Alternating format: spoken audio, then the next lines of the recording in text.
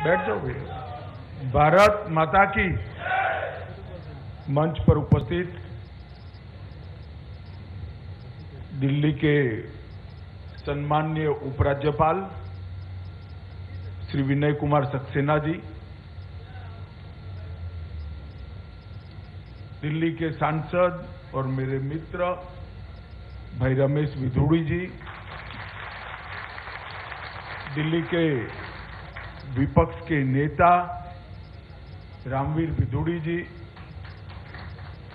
दिल्ली प्रदेश Bharatiya Janata party के अध्यक्ष श्री आदेश गुप्ता जी, मुख्य सचिव दिल्ली सरकार नरेश कुमार जी, श्री अश्विनी कुमार जी, श्री ज्ञानेश भारती जी, और आज जो संयंत्र का लोकार्पण किया है जिंदल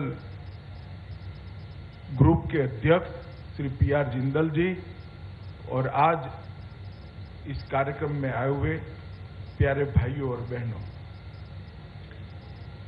मित्रों, आज इस क्षेत्र के लिए और पूरे राजधानी के लिए एक बहुत बड़ा अवसर है कि मोदी जी ने राजधानी को जो स्वच्छता के माध्यम से कूड़ा मुक्त करने का संकल्प लिया है, इसकी ओर हम आज और कुछ कदम बढ़कर आगे निकल चुके हैं। आज लगभग हर रोज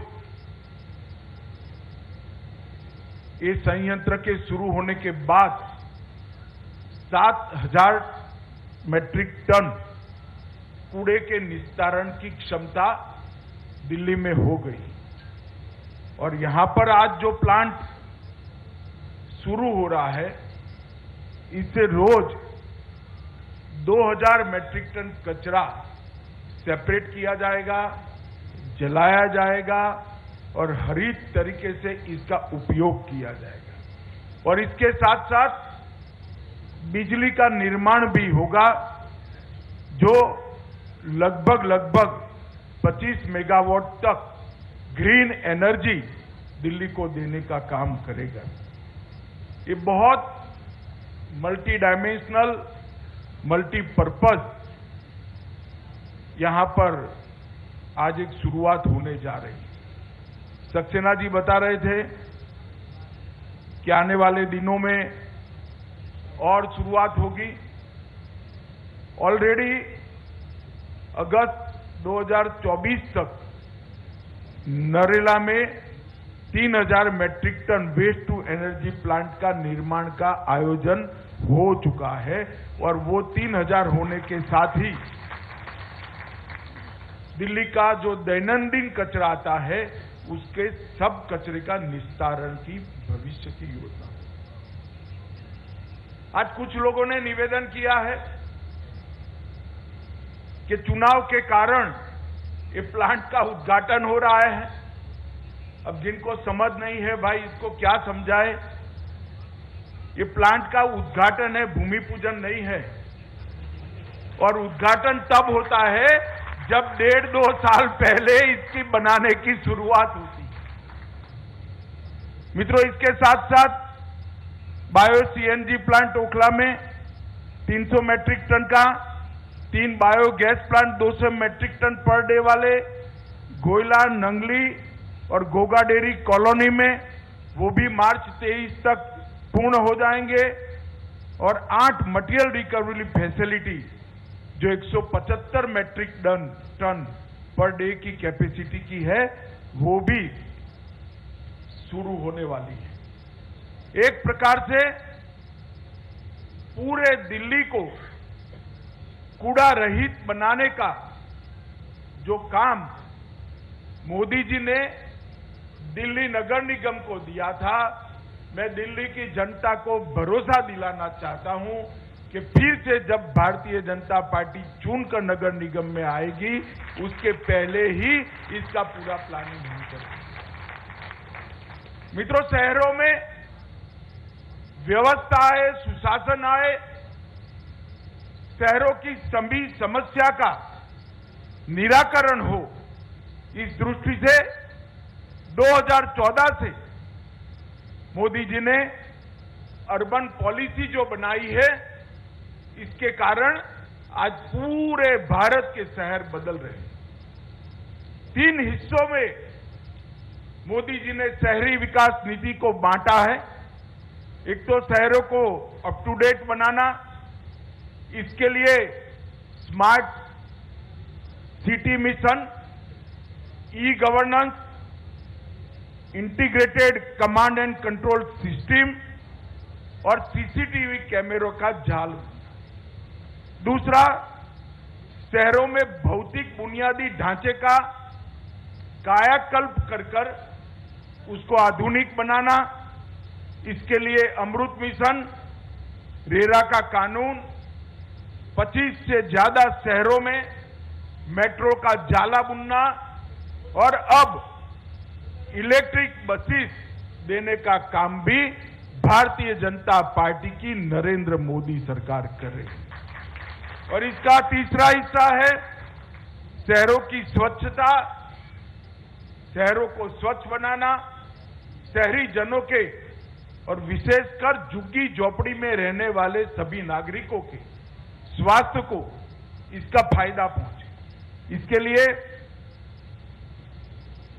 शौचालयों का निर्माण, waste to energy, clean energy के इस प्रकार की कारखाने डालना, सोलर रूफटॉप और एलईडी लाइट, इसके माध्यम से हम आगे बढ़ रहे हैं।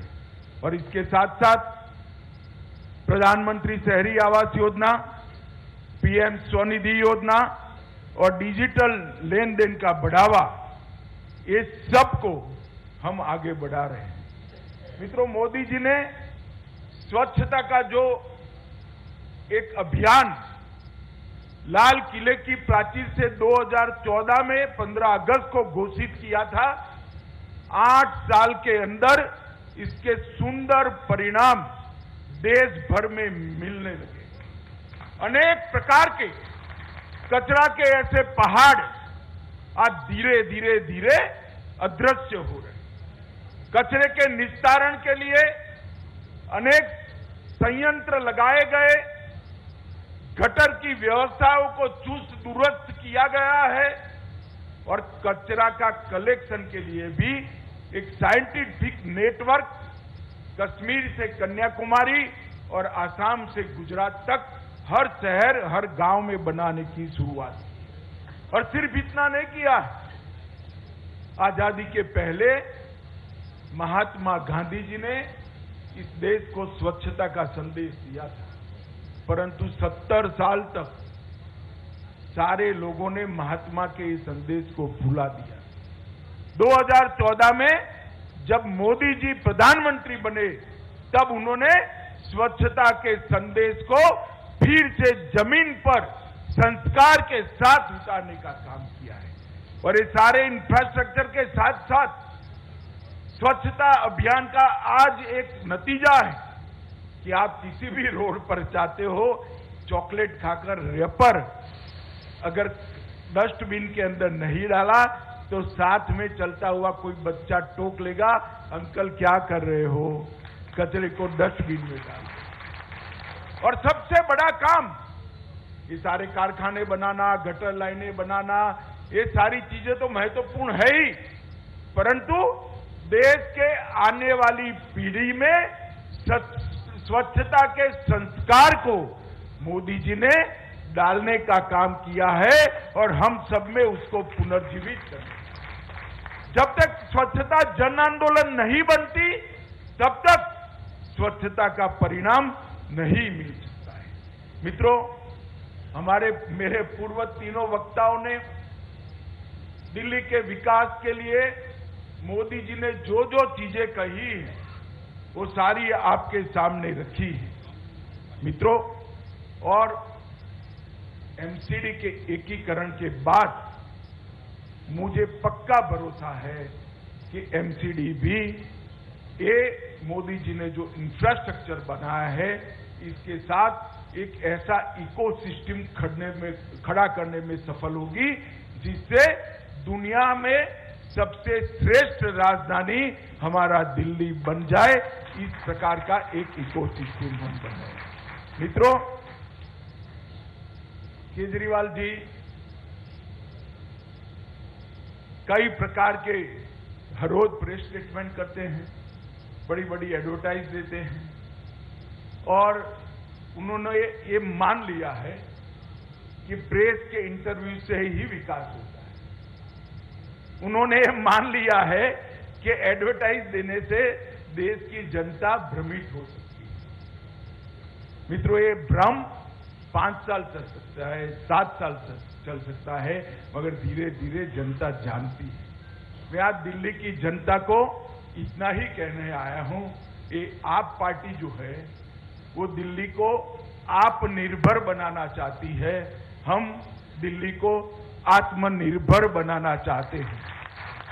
दिल्ली की जनता ने तय करना है कि आत्मनिर्भर दिल्ली चाहिए या आत्मनिर्भर दिल्ली चाहिए। और केजरीवाल जी, आज मैं एक बात यहां से पूछ कर जाता हूं आपको, दिल्ली नगर निगम 3 बने थे, क्यों एकीकृत करने पड़े, क्यों एक बनाना पड़ा?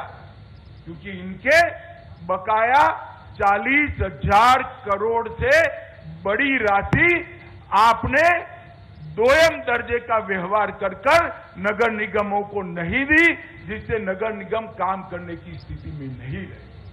मित्रों, मैं इतना ही पूछना चाहता हूं, नगर निगम को जो उनका बकाया देना है वो देना चाहिए या नहीं देना चाहिए? आप जोर से बताइए। ये दायित्व दिल्ली सरकार का है या नहीं है? इस प्रकार की छोटी राजनीति कर दिल्ली की जनता के साथ द्रोह करने का काम आप पार्टी की सरकार ने किया है। मगर मित्रों, मैं आपको विश्वास दिलाना चाहता हूं कि आप जरा भी चिंता न करिए। भले दिल्ली में आप पार्टी की सरकार हो, ऊपर नरेंद्र मोदी की सरकार है, दिल्ली का कोई काम रुकने वाला नहीं। कई सारे फ्लाईओवर लगाना, कई सारे रोड बनाना, कई सारी टनलों को बनाना, दिल्ली के लिए कई प्रकार के वेस्ट टू एनर्जी जैसी फैक्ट्रियों का गिफ्ट देना और कई सारे बंडर जिसको कह सकते हैं। मैं उद्घाटन करने गया था, 150 टन स्क्रैप से एक बहुत बड़ा पार्क बनाया और कचरे को कंचन में कैसे तब्दील कर सकते हैं वो एमसीडी ने यहां पर कर बताया है। और मित्रों, 11 करोड़ रुपए की कमाई आज तक वो पार्क ने कर दी है, 11 करोड़। एलईडी की सोलर पावर के लिए भी ढेर सारी सब्सिडी भारतीय जनता पार्टी की मोदी सरकार ने दी है। और मित्रों, अंत में मैं इतना ही कहना चाहता हूं, हम विज्ञापन की राजनीति को विकास की राजनीति से आपको चुनना है, वो आपको नहीं। विज्ञापन की राजनीति को दिल्ली की जनता पसंद करती है या विकास की? प्रचार की राजनीति को पसंद करती है या परिवर्तन की? और भ्रष्टाचार की राजनीति को पसंद करती है या पारदर्शिता की राजनीति को? ये दिल्ली की जनता ने तय करना है। अभी तो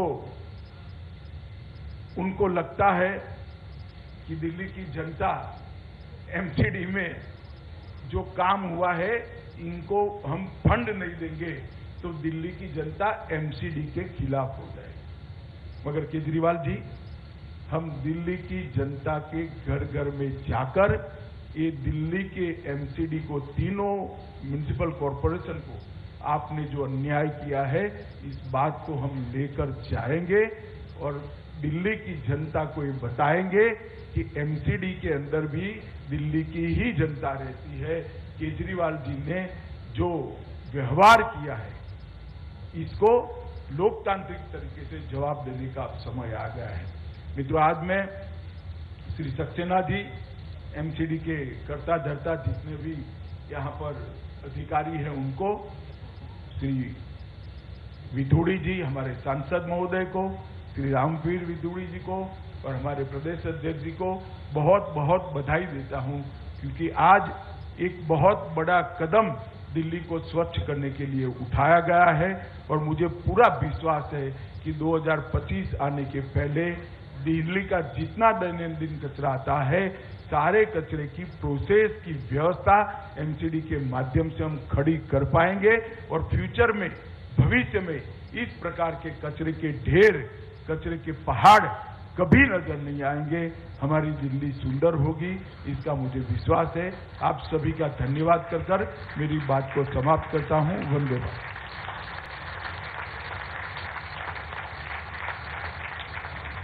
बहुत बहुत धन्यवाद माननीय केंद्रीय गृह एवं सहकारिता मंत्री जी, आपके आशीर्वचनों